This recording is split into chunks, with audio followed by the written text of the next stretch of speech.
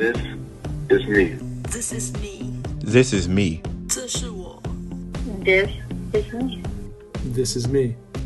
And this is us.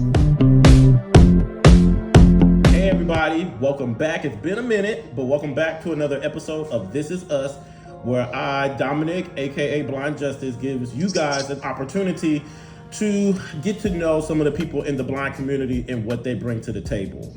So I'm a little excited today because since I've been on Clubhouse, I've had the opportunity to interact with a few people, and recently I've had the pleasure of getting introduced to this guy right here. So Chaz, say hey.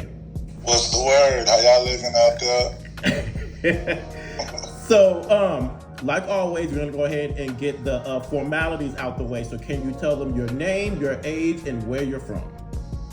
Well, my name is Chasmon Demus. I'm 37. I'm from Fort Worth, Texas. I live in Austin. I'm a hip-hop artist by the name of the One2Cee. Okay. Now, so when it comes to your blindness, how would you describe your blindness and exactly what caused it? So my blindness is at 100.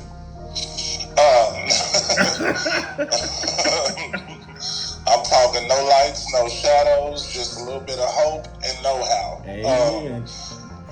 Look, team total. Yeah, team total. We out here. We living. I actually have a hereditary disease called Morphan syndrome. It attacks the cartilage, ligaments, things of that nature. And it basically either makes you really tall, gives you a heart problem, or some eye issues. And I've been through all three of them. Oh, wow. We're definitely going to touch on that because that is so interesting to me. Yeah. And then the last, because we're total, right? Team total. For those who are blind as well and can't necessarily see exactly who they're speaking to, can you give us a physical description of yourself? Well, man, I am 6'9", about 300 and some pounds in the correct way. Mm-hmm. Because I'm 6'9", you know, a little pudgy, but that just means I'm eating good. That's right. I'm not ashamed of anything, man. Okay. But yeah, so other than that, I'm an African-American male, man. You often gonna see me wearing a Cuban links or some designer shades and some nice kicks, man. Today though, since I'm here with Blind Justice, I put on my button down, man, because I it's about business around here, so I wanted to make sure that was displayed correctly, man. Well, thank you. I appreciate that. Oh yeah, for sure. I'm bigger than life, man. I'm tall. I can't say I'm just, wild or none of that, but I definitely am me. Okay. All right. Well, let's go ahead and jump right on into it and get the people what they've been looking for. So the first question that I actually have for you is, so I heard you say that you're from the Texas, Dallas, Fort Worth area, but that you currently reside in Austin. Now, I've heard it, the Austin area, by multiple people as being described as being very blind friendly. The most blind friendly in the nation, in my personal opinion. Oh wow! Okay, so that I guess to expound upon that, what is life like out in Austin, Texas, for a blind person, obviously? It's simple. Everything's pretty much accessible in about 3 or 4 different ways. We don't have the get around issues a lot of people do. Okay. We are very independent here. You may see a dog, a stick, or just somebody walking. Look, we are about all of it. Austin, from the time I was 10 or 11 years old, it appeared to be, which is when I came to Austin. I went to the Texas School for the Blind. Mm-hmm. When I went there, the first thing I noticed was this isn't like Fort Worth. In Fort Worth, there's a lot of odd stairs. There's a lot of talking to you loud as if you're deaf instead of blind. Mm-hmm. But when I got here, I felt comfortable because of the population of blind people being so large. Also, I just know a lot of people who've been here, even when you get older, once you finally get, to that age of 16, 17, you start hearing about all your big homies moving back here. Because of the independence. And this doesn't work in my hometown to, try and get where I'm going as far as job opportunities go as well. There's not a lot of job opportunities elsewhere.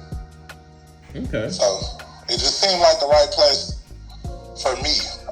But I'm just saying, like, anybody who comes here and they're visually impaired, they're going to figure out the city very, very fast. Okay. It's not difficult. Okay. So you talked about like the adjustment period from when you left Dallas-Fort Worth to go out to Austin. Have you returned back and still kind of noticed like the differences, or it's just been, I'm Austin and I'm staying here in Austin? Well, so the other thing that happened when I came to Austin is all of my kids were born here. So that's the main reason I didn't take my skills and go back to Fort Worth with it. It's not that I wouldn't be able to operate there. In fact, these days, it's more accessible than it's ever been, that entire Dallas-Fort Worth area. Okay. But when I was coming up, it wasn't the same to me. So, that's a large part of why I stayed. Okay. So for somebody who was actually like, you know what, I'm thinking about, possibly moving to a city that could be more accessible for me, even if Austin is one of the cities that they have on their mind. What advice would you give them before literally packing their bags and getting ready to, transfer to a more accessible city? Don't be afraid to go outside. There are speed bumps in every situation you end up in. And not the world wasn't built for us. We have to understand that initially. Like, as blind, visually impaired people, it was not built for us. Mm-hmm. So you're going to have to stomach some sort of adaptations. Okay. If you don't stomach adaptations, and when adaptations doesn't necessarily mean a tool, it just means you yourself adapting. Right. Are you afraid to go outside? Are you willing to go to these places and get lost? Me and my friends, we were willing to go out and get lost. Okay. Just so we could figure out where we were going. But we picked that up from our orientation and mobility people that taught us. Another thing that happens is, since we were taught O&M here, orientation mobility, of course we're going to gravitate more to the areas that are more familiar. So, that's another thing. But someone who's packing up, moving, coming out here, my only advice would be, don't be afraid to go outside and get lost. But that's my advice for anywhere. Okay. And that's really good advice. I mean, I know the majority of the stuff that I've found that has helped me out the most, I've stumbled upon because, like you said, I got lost. So I wasn't intending to find those things. So that's some pretty good advice. Right. It's the truth. Yeah. Okay, so real quick, one of the things you're probably going to get to know about me as our connection furthers is that one of the reasons why I started this show was because I was always so interested in the different things or eye conditions that cause blindness and how it kind of started and how we were all connected, and really trying to share that story with so many people who never would really get the opportunity to find out. Your condition is definitely the first time that I've ever heard before. So I'm actually going to be learning along with you guys as he's telling the story, y'all. So give me a little bit more detail as to the process of how you got your eye condition, because I know you said it was linked to some other things, and what it's like right now dealing with it. Okay, so and just to kind of clarify, you want to know its basis, or could how it started and just how it affected you in your life. So Morphans runs through my family's bloodline.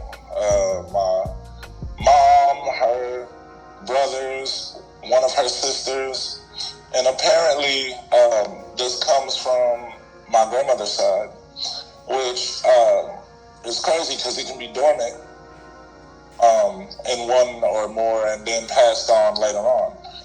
Now, there's a lot of people who have Marfan syndrome that can't even walk. Some of them can't walk at all due to what's going on with the cartilage behind their knees, or maybe there's an issue with their mobility. Other than that, like, there are several different things that attacks, or maybe they can't move so much because it'll affect their heart or anything like that. But the number one thing that's bothered is, for my family, was the retinal detachments. We had retinal detachments, and if you don't know what a retinal detachment is, that's when the retina comes up from the back of your eye and it kind of curls up. And what they do is they go in and they try to flatten it. They'll add a bubble or a buckle or something like that to keep it down. I had 13 eye surgeries, 5 in one eye and 8 in the other, at the age of 10. Between 10 and 11 is when the process started. I was at my sister's birthday party. I say that like we weren't living together. But I was at my sister's birthday party, and I'm climbing a tree for whatever reason, and I fall out the tree. Now, once I fall out the tree, I'm looking up, looking around, things kind of blurry. I told my mom I couldn't see.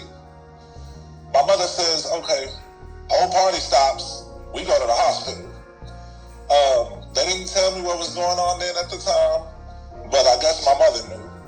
A couple days after that, we were going to go schedule an appointment with a person that no longer has his medical license after a while. I'm not even sure if he's still on this earth, with me being 37 and all. But what happened was he took the most drastic measure to repair my eye, and no matter what, he kept doing it. Like, it would come up a little bit, the retina out the back of that eye, it would come up just a little bit, where he could have added just a oil bubble or whatever it was back in the day that worked. That wasn't needed at the time. And with it not being needed at the time, you can't keep operating on anything involving scar tissue. For us is detrimental, because, like I said, that retina's gonna ball up, and the more they have to keep pulling it back to flatten it, they have to cut around the scarred edges. Well, every time they cut around it, it creates more scar tissue. So that's how I lost my vision. That's how it went away ultimately. Okay. Was them continuously cutting around that retina until there was nothing for them to cut around anymore. It wasn't my case specifically that made the doctor not have to, retain his license anymore. It was something else that took place, but I'm kind of glad that happened, because it probably saved another kid from having unneeded surgery. Go through the same one thing people don't know is every time a doctor has surgeries, those are racks upon racks. That's not, those are thousands, if y'all know what them is. And each time it happens, if I had 5 in one eye and 8 in the other, sounds like a money move to me. Right. But, we never went through the judicial system to go through all of that. I just took it as whatever. 5 surgeries in one eye, 8 surgeries in the other. Yeah, it accumulates a lot of money. And they finally figured out that it was accumulating a lot of money, and it wasn't just my case that it had to do with. Like I said, we never filed anything. We never did anything like that. Wasn't really sure if we could or couldn't. You know how paperwork is. We from a certain part of the neighborhood, right, where sometimes we didn't understand how different things work, if that makes sense to you. And now that I know, that won't happen to my child. Right. And it's interesting that you say that, because I think that's what a lot of when you hear stories like this, that happens a lot, is a lot of times people don't know. The information isn't getting shared, or whatever the case may have been. And see, your situation is the first time I'm ever even hearing of that. But as soon as you explained it, it made sense. It made a whole lot of sense. So yeah, man. Yeah. Yeah. Well, I can definitely put that in my book of eye conditions that now I am aware of that I was not once before. So thank you for explaining that a little bit, and giving us more detail about that. But now it's time to get down to the nitty gritty of this interview. All right. The 1-2-C. Yeah. So, rapper. Is it safe to say entrepreneur? Entrepreneur, rapper, entertainer. All of that. Done a lot of acting. I've done a lot. Right. Well, first off, let me say this before I ask anything. I told myself in my life now I need to start being more comfortable with giving people their flowers. You have an amount of drive that is very rarely seen, and really anybody, much less the blind community, but really anybody. From following you on Facebook and hearing conversations and stuff like that, you have a drive that is just non-ending. So let me I definitely want to give you your flowers for that, because that's what's gonna make you successful. That's what's gonna keep you, getting the opportunities that you get. So I definitely had to make sure that I recognize that within you. I appreciate that. It's glad to know somebody see it. Yeah, I mean, I'm telling you, it's amazing to me. I just, yeah. So the 1-2-C, where did the name come from? Well, so I have about two different stories. I got the rap version. Okay.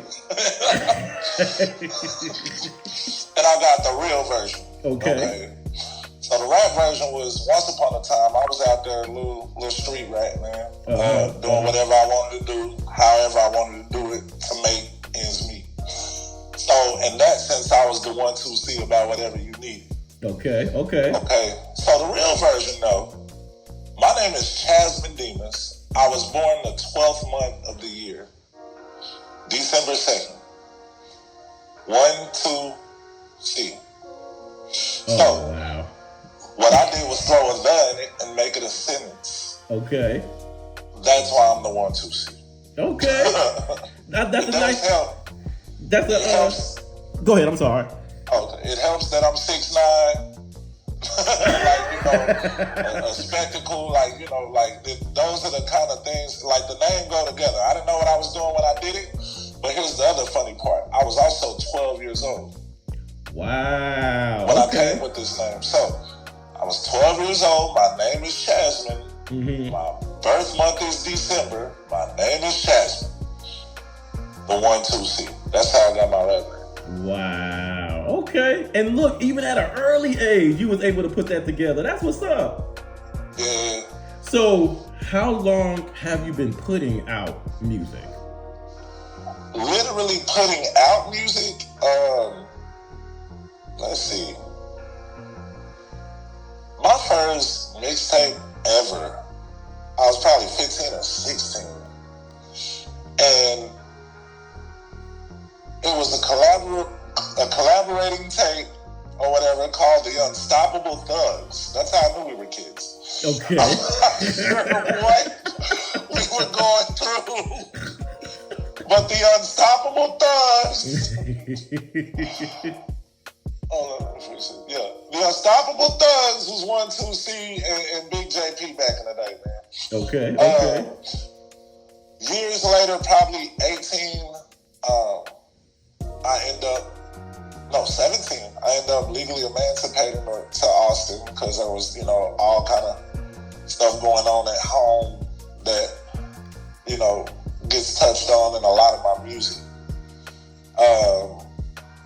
And the story, single black mother, bad neighborhood, all that.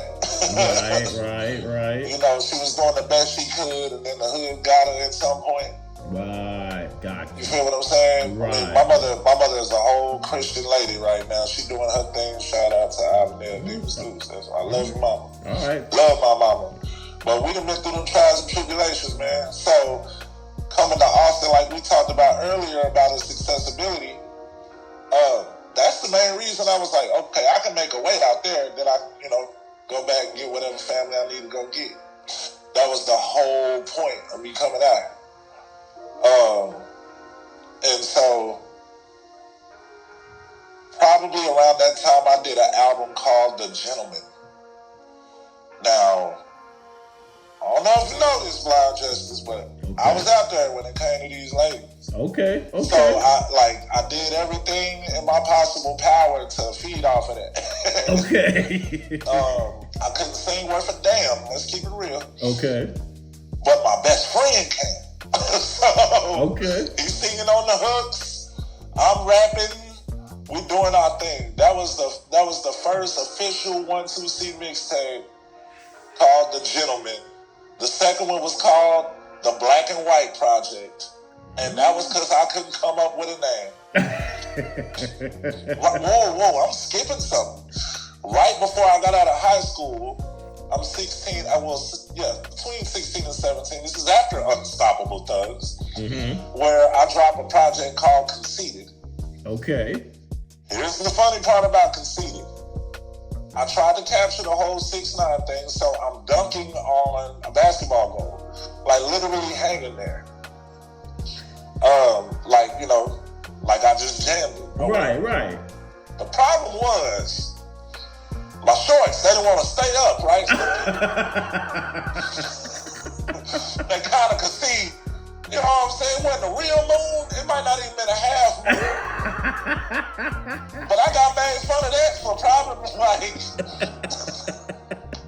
probably we went through the whole jazz. We printed CDs, printed them out, went to the art department, got them to, this is in school. Right. But yeah, man, that was that project. So we go from Unstoppable Thugs. We go from Unstoppable Thugs to Conceited. We go from Conceited to The Gentleman. From The Gentleman to the Black and White Project. And then after the Black and White Project, I was just trying to drop whatever albums I could, however I could, man. Okay. And to be real, no matter how much music I put out, I probably didn't put a project I was proud of until I was at least 27, 28. And that was called Blind God, which is the era we are still in. Currently. Okay. Eventually, I dropped some more. I dropped another project. Can't remember. Oh, nope. Blind God. That's all that matters. It's Blind God. Because after Blind God is when I got signed to a indie major label. And that happened right after we did the TV show. So when it comes to making the music, you essentially do it all. Beats and production and all of that. Like that's all you, right? So here's the thing. I don't make beats. Okay. But all of my closest allies make beats. Okay. All of my closest friends, my brothers, they make beats. That's what they do. Okay. I am a lyricist. I am a lyricist. I can write any style of song. It doesn't have to just be hip hop.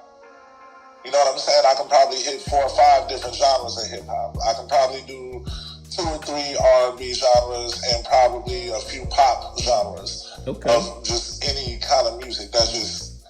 It's just in me to be the writer. I'm a poet at heart. And I like to consider myself one of those people who really embodies what people are trying to say. So, say for instance, if you were saying something to me right now, like in this interview, I'm sure I will take something from it and create a whole song off of it. That's just what I do. No matter what's going on, that's just what I do. That's your gift. Yeah. Okay. Well, look, this may be a little controversial now, so I don't know the listeners who are listening. Look, these are our own opinions. What is your opinion about the rap game now? Good or bad or indifferent? It's good. Okay. Look, these kids are out here having fun. Okay. I'm gonna be honest with you. When I sit down and write something, it is much more intricate than what you're gonna hear anybody else say, because I'm technically at this point I'm from the old school. Okay. So I spent a lot of time trying to bridge the gap. And what I've noticed in bridging the gap is the amount of work I would put in it is different than the amount of work, say, my son. Right. You know what I'm saying? Cool boy. He makes music for the vibe. He makes music for the party, the good feel. So you may not have a full 16-bar verse with, you know, heavy punchlines every bar and all that. No, you may have some, walk in the room and I shine. My daddy is blind. Right. I done did it 3 times. Right. Make them unwind. It might be something very cut open. You know what I mean? Like, and it's just them having fun. It gives them time to dance. Gives them time to move. We're not gonna like every single thing that takes place. Listen, my mama was listening to all my music. She was listening to Jodeci. You know what I'm saying? Right. My aunts listen to other artists, to older artists. They don't care about what's happening this current second. But then again, they're not musicians. They are there just for the vibe that the music gives them. And that's one thing that the youngsters are doing today. They care about the party vibe. It's okay to cut loose. That's what we're making music for. We're making music for you to release. For you to have fun. For you to get that bad feeling up out your mind. Right. That's the whole point of it. So when I say I like it, I like what's happening. Even if I ain't listening to it every day, fact of the matter is I know what happened when he went into the studio. Right. He went to the studio and had a great time. Yeah. Okay. Top 3 artists. So this could be rapper, singer, what have you, entertainer, that you feel like heavily influenced you. Heavily influenced me was definitely T.I. Okay. Mr. Clifford Harris, that's my favorite rapper. Regardless of whatever be going on with him. That's my favorite rapper. To sit here and tell you I've never taken no influence from Mr. Christopher Bridges, Ludacris. I would be lying. But that's where my punch bars come from. And definitely, let's see, who else we got? Bar for bar, Jadakiss. So those are my top. Yeah, those are my top 3. Those are my top 3. My current top 3. Right? Because you got to include the youngsters. I really like what Travis Scott is doing. He's having fun every time he gets in there. Okay. And he's semi-serious because he comes from the era right before this one. You see what I'm saying? Right. Right before this one. So definitely Travis, Drake, and last but not least, definitely Kendrick Lamar. I liked Kendrick before this beef stuff happened. Right. I liked Kendrick before, I was one of the few people who was banging his music. Like, I don't think y'all understand how well this man rap. You know what I'm saying? Absolutely. So there's just moments like that. Big X the plug, I got to keep going because, you know, he from the Dallas area. Mo 3, rest in peace to Mo 3. Them boys were serious to me, man. Who else I like? I like rap, bro. Yeah. As long as the song is doing what it's supposed to do, the big homie there, I'm there. That's what's you up. Know what I'm saying? That's what's up. So out of all your albums, mixtapes, we have now made it to an album now that essentially is about to be ready to hitting everybody's ears, right? Oh yeah. So go ahead and give us a little bit more information about your newest release. So my newest album is called Time Waits for No One. The concept behind the album is exactly what the sentence is. Time waits for no one. I was a signed artist. I signed my deal 3 years ago. And the contract was for 3 years. We got one single out. Y'all go check that out. It's called Be a Hoe. But that was what, the label wanted to release. Time Waits for No One is me being free of the shackles without any issue with those guys. Love them. They showed me things I would have never seen. But the main point is 3 years without an album drop after signing something. Whether it was my fault or theirs, something else should have came out, in my personal opinion. Which is why I'm releasing this album. Okay. I'm releasing this album because I'm getting older. Like I said, I'm 37, bro. Right. I don't got no business out here still trying to shuck and jive with you young whippersnappers. I got no reason to be out here doing that. I'm trying to get the game ready for my sons, get the game ready for all of the people around me who never had the opportunity, show them the things that I've learned. But I'm telling you guys the story on Time Waits for No One about how I'm not finna stay patient, about how I'm gonna do exactly what God put me here to do. And I'm not gonna feel bad about it. Right. This album itself is something that I've comprised with a few of my close and personal friends, Question ATL, Brent Authentic, Carter, you know what I'm saying? Mm-hmm. Definitely shout out to the whole BNF gang. I can't leave the gang out. And it's just a factor of being able to put something together that everybody can vibe to. And when I say everybody, I don't just mean the youngsters, because I got the trash for the OGs. All right now. You know, so we're not leaving nobody out. This is something you can put on, maybe not when your grandmama at the barbecue, but right after she leaves. And it's just you, your uncles, your cousins, and whoever you're invited. Right. I'm still for the family, just not before 7 p.m. Right. You know what I'm saying? Like, I really wish people pay attention to what's going on, because there's a lot of content in those songs where I'm naming the things that I can't say legally. Right. But if you know the language, you're going to understand everything I'm saying. Yeah. Okay. Like I said, no disrespect to the label that I was with, but bills ain't waiting for nobody, and neither will time. Amen. So, that's what that is. Okay. So if you had to choose 2 songs from this new album that you really want people to listen to, what would those 2 songs be? So I would say the intro, Time Waits for No One intro, the very first track, because that sets the stage. Mm-hmm. Man, there's so many to pick from. Because, you know, I made it. So I'm like, right, I like course, all of them. But, you know, me and my crew are still now picking what's going to be the lead single. Okay. But, you know, we're definitely dropping it in mixtape format. Okay. By which I mean, you're going to wake up and boom, there's Time Waits for No One. Right. And the whole, you know, basis behind that is, you know, these rollouts, and know this, a rollout is the most important thing in the world for dropping a project. You're going to start seeing a lot more trailers like you saw this morning, if you saw that trailer. Mm-hmm. There's going to be a lot more of that, a lot more video things involved. But if I could go, I'm trying to think, man. I think the intro, the Real Smokers anthem. Okay.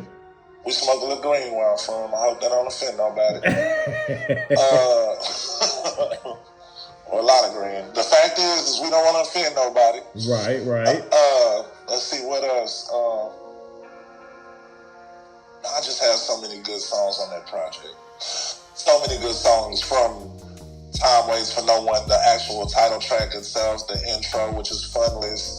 I'm On It, which is, you know, if you know anything about One2Cee, which is my personal squad, the only N-words I trust. Okay. Yeah. So I'm just keeping it real here. Hey, look, hey. But you know, like that's been the name of my personal crew since I was 19 years old. Is One2Cee. And the reason why I picked that acronym or whatnot is so I can say I'm on it. I'm always on it. Everything I do, I'm on it. Not gonna stop. I'm on it. You need help, I'm on it. You need music, I'm on it. Whatever you need, I'm on it. And so that's basically what that was about in the first place. But man, there's just so many good songs. There's even a couple I'm trying to sneak on that we didn't put on my last label's project. We're gonna see if I can trouble for that. But the fact of the matter is, I wrote it. My guy produced it. Hey, it's coming out. There you go. Well, you know what, Chaz? I'm gonna say that I feel like during this journey, even just within this interview, I feel like I've really gotten the chance to know a lot about you. Oh yeah. But I always get to this point of the interview where, because I know sometimes it's hard to get out here and tell your life story, I always give the interviewee a chance to ask the interviewer a question that I have to answer. So, do you have any questions you want to ask me? What's your favorite Marvel hero? Do it like you said. Do I have to just pick one? For difficulty's sake, yes. So, I mean, okay, so the classic Dominic definitely says Spider-Man. Okay. Just that real awkward kid that, got that power and ended up becoming, more than he ever could imagine. That resonated with me at an early age. If you ask me now, it's definitely probably gonna be a tie between, I gotta stand up for my people. So it's either gonna be Luke Cage or I've always enjoyed the X-Men. And just really the whole dynamic, but Professor X has always been a inspiration to me just because of his vantage point on how he saw mutants and the relationship with humans and mutants and trying to make everybody, coexist. So it's gonna be somewhere within there, but it changes all the time because I love the whole Marvel universe. So yeah. Okay, so I gotta say something about that. Okay. I literally was watching X-Men Apocalypse, which is the most unpopular X-Men movie, but I thought it was awesome. Okay? It was good. I want you to know It was that. good. I thought it was good. Maybe the visual effects. See, hey, ladies and gentlemen, this is where the blind thing come in handy. I didn't know what that looked like. Thank you. My mommy had to tell me what it looked like. I told him from just listening to the movie. With the audio description, and I can say that because it was just an audio file. A lot of people get mad when you say I listen to a movie because I don't listen to movies, I watch them. Right. But I happen to be listening that time, okay? And it was a awesome movie. So one thing I can say is when you brought up Professor X and how he's always trying to balance things out, I think about being an African American in America.